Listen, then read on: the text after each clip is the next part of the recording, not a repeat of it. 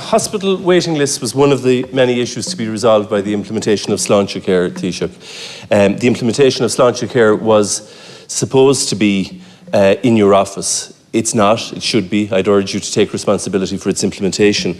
But my question is more specific. One of the reasons, not by far not the only reason, but one of the reasons for hospital waiting lists in the Midwest in particular is theatre, the use of theatres in UHL.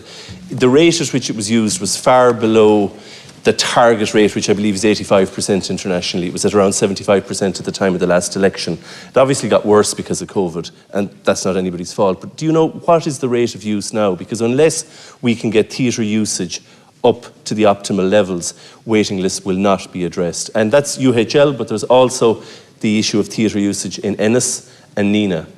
And if you don't, I don't expect you maybe to have those figures off the top of your head, but if you don't have them off the top of your head, can you come back to me with them? Thank you, and Deputy on the bigger issue, will you Taoiseach. take responsibility for Sláintecare, Taoiseach?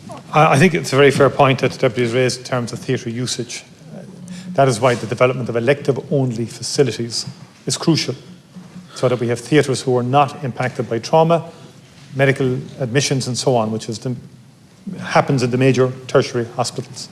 And so that is key, and there's been proposals for 3 elective facilities will come to Cabinet in a short while in respect of Galway and Dublin and Cork in terms of new elective facilities. But even within the existing suite of hospitals, we should be ring-fencing elective activity so that we can get optimal use of theatre space for clinicians, that they can get these waiting lists. Like we've about 75,700 on the inpatient day case list at the moment. We've about 652,000 on the outpatient list, and 33,000 on the diagnostic. Thank you, Taoiseach. COVID has had a huge impact on that.